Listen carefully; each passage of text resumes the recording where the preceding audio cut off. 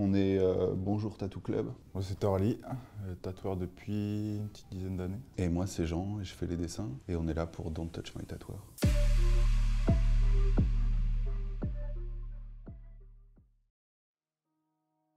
Je viens du graphe plus à la base. Et en fait le graphe ça amène plus de problèmes que d'argent et tout. Il fallait que je trouve un boulot dans le même délire. Je fais du tatouage. Moi je fais formation en shop pendant 3 ans. C'est long, t'es pas payé, tu fais beaucoup de corvées.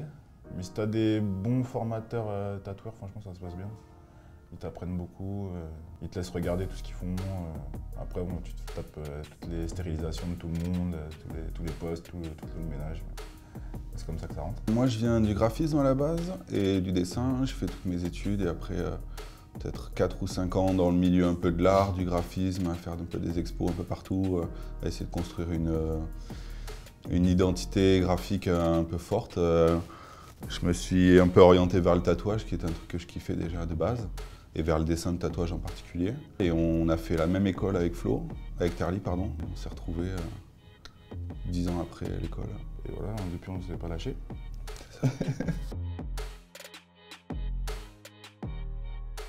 On a commencé à bosser un peu dans des hôtels, à louer des chambres Airbnb pour faire du tatouage. Et ça prenait bien, on tatouait peut-être, on va dire, 4 jours par mois. On remplissait à fond nos agendas, on voyait le maximum de monde qu'on pouvait, histoire de rentabiliser vraiment la semaine. Mais on se trimballait dans Paris avec la table de tatouage, tout le matos à chaque fois et tout, en taxi. Et voilà, en fait, on tatouait dans des bibliothèques, dans des magasins, dans des restaurants. Voilà. On changeait un peu de lieu à chaque fois, quoi, histoire d'essayer des nouveaux trucs. Et voilà, et à la naissance de mon fils, pardon, on s'est dit ok, maintenant il faut qu'on fasse un truc concret, il faut qu'on fasse un lieu, quoi. On s'entend bien, on bosse bien ensemble, les gens sont là. Et voilà, on a trouvé ce petit lieu et on n'en a plus bougé, quoi. J'ai jamais vraiment tatoué, j'ai essayé de tatouer plein de fois, je m'y suis mis plein de fois, j'ai 2-3 machines. Je sais pas, je crois que j'ai du mal avec le poids de la machine, j'ai du mal avec la puissance et la responsabilité qu'il y a dedans. Je sais pas, c'est pas comme tu vois, j'ai pas le permis par exemple parce que je sais pas, quand je suis dans une bagnole, je me sens pas en sécurité trop. Je pense que le tatouage c'est un truc quand t'as pas toute la pratique avant, l'expérience et tout, c'est un truc qui demande une sacrée maîtrise de ses nerfs, de sa machine et tout. Et je sais pas, faut avoir confiance. Quoi. Ouais, il faut avoir confiance, ouais. Et moi, pour ça, j'ai vraiment pas confiance, quoi. Donc je préfère le laisser faire à ceux qui savent faire.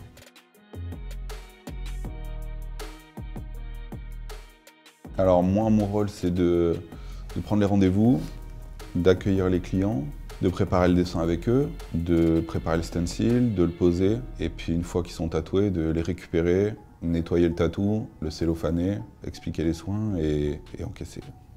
Et dire bye bye. En gros, je fais tout ce qui fait pas tatouage. Non, ouais, il tatoue, il fait ses posts et tout, mais moi je fais tout le reste, quoi. Ensemble, on travaille que 3 jours par semaine. On arrive à trouver un mode de fonctionnement où je reçois les gens, je leur prépare le tatou, ils se font tatouer. Et pendant qu'ils se font tatouer, j'accueille quelqu'un d'autre, je récupère la personne. Voilà, en fait, il y a un roulement, une mécanique qui fait que quand j'oublie personne, ça se passe nickel. Et des fois, j'oublie un groupe de 4 qui arrive dans le salon. Et là, j'ai chaud.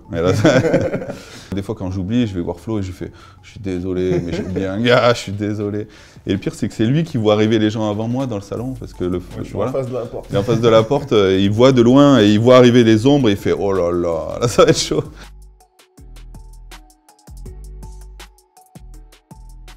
Si les tatous sont bien, les gens reviennent. Hein. On a beaucoup de gens qui reviennent, qui se font un tatou, puis qui reviennent un mois après s'en refaire un, puis un autre, puis un autre. Puis ils disent à leur famille, à leurs amis, et puis ça s'enchaîne. Encore plus depuis qu'il n'y a plus de touristes, on a l'impression d'être un vrai salon familial presque, tu vois. Comme t'as un médecin de famille, t'as un tatoueur de famille presque. Il y a des gens, on a fait tous leurs tatous et ils en ont plein. Il y a un truc un peu comme ça qui tranche avec les salons un peu traditionnels dans lesquels les gens vont parce qu'ils tombent dessus ou quand ils sont en vacances, ils disent « Ah viens, on va se faire tatouer vite fait ». Voilà, nous on a un truc un peu plus de famille. Voilà, les gens qui sont venus se faire tatouer chez nous, il y a un truc particulier, tu vois. Aussi parce que c'est reconnaissable et que les gens les voient entre eux, ils disent « Ah, t'as été faire tatouer là » quand ils voient un cœur ou des trucs comme ça.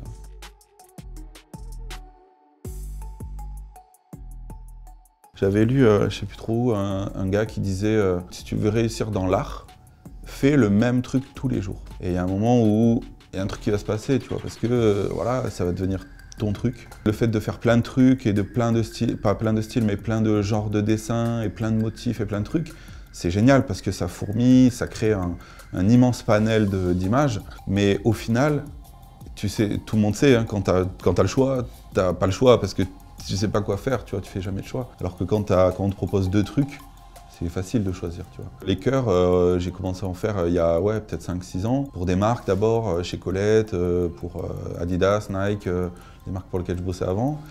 Et puis à force d'en faire, c'est devenu un peu ma marque, quoi. Donc après on l'a déposé il y a quelques années, histoire de ne pas se faire voler les trucs.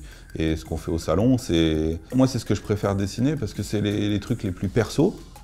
Pour les gens, ils viennent avec leurs mots qui chérissent à mort, le prénom de leur enfant, je sais pas, leur dicton, ce que disait leur grand-mère, des trucs comme ça. Mais c'est appliqué par mon prisme, tu vois, et tatoué par Terly à chaque fois. Donc Terly, il a fait 500 cœurs dans sa vie, tatoué 500 cœurs, et moi j'en ai dessiné 500, et c'est toujours le même gabarit de cœur, à peu près la même inclinaison, sauf que je leur dessine à chaque fois. On a beau avoir tatoué, je sais pas, 50 ou 100 amour dans un cœur, je leur dessine à chaque fois avec les gens. Parce que tous les gens sont différents et même s'ils veulent la même chose, on fait différemment. Ça sera unique quand même. Ça sera unique quand même.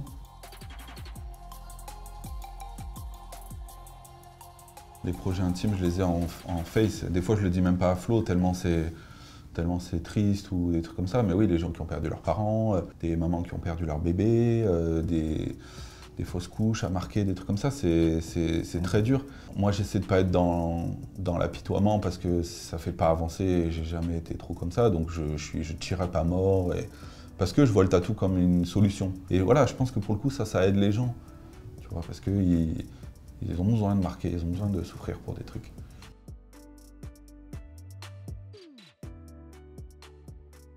Quand j'ai commencé à me faire tatouer, ça a été libérateur. C'est ça qui fait que j'ai un rapport aussi proche du tatouage sans en faire. C'est que quand j'ai commencé à me faire tatouer, j'étais vraiment pas bien dans ma peau, j'étais trop gros, je me plaisais pas, et à 18 ans ou 17, quand j'ai commencé à le faire, je me suis dit, oh, génial, on peut se marquer à vie, quoi. Il y a des gens qui vont faire des coupes de cheveux folles, et moi j'ai commencé à me faire tatouer, et je continue de le faire parce que j'aime cet état de transformation perpétuelle.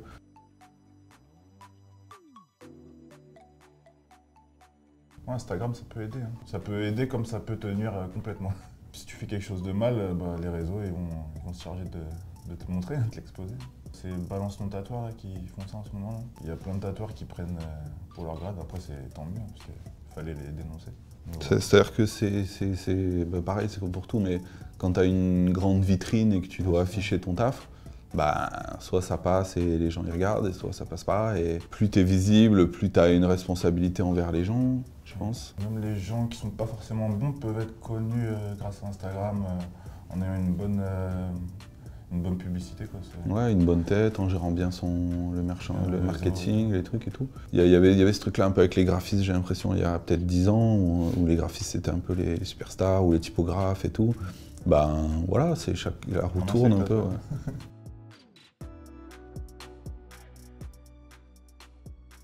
Nos clients, c'est principalement des femmes quand même, entre 18 et 35-40 ans, avec les moyens, parce qu'on peut pas... Je le compare souvent, c'est un peu j'ai les mêmes clients qu'avec ma femme qui coach Dynamo.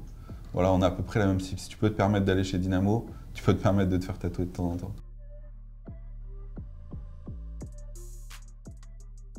Je pense que le fait que de plus en plus de monde se fasse tatouer, de plus en plus de femmes se fassent tatouer, surtout parce que je pense que c'est ça qui a été le levier qui a fait que le tatouage est passé de on tatoue des têtes de mort dans des studios où il y a du rock à fond, du métal, on fait des beaux studios où on se sent bien, où on propose des petits cafés, où les gens sont polis, et voilà. Et avec les clientes qui se font tatouer et beaucoup plus de tatoueuses aussi, ça renverse le truc, quoi, en fait. Et le tatouage est passé d'une niche à un truc mainstream et accessible et dont on parle. Voilà, les gens voient des photos sur Instagram. Voilà. C'est plus un truc de fond de cours, enfin de fond de cours. On est en fond de cours. C'est plus un truc de tolard, quoi. C'est plus un truc de tolard, c'est un truc ornemental de la vie de tous les jours. Et les gens viennent. Ah, des fois même c'est un bijou. Hein. Chez certains tatoueurs, ça coûte cher. Ouais, ça coûte très cher.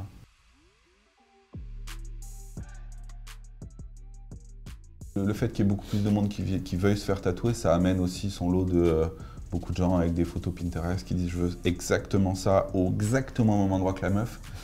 Et on lui dit mais non, parce que c'est pas comme ça que ça fonctionne. Enfin en tout cas nous c'est pas comme ça qu'on voit le tatouage. On est là pour un échange, pour essayer de construire un projet ensemble. Des dessins d'autres artistes on les tatoue absolument pas. On fait des exceptions des fois pour des trucs de Picasso ou des trucs comme ça parce que bon c'est plus de l'art que des trucs de tatouage.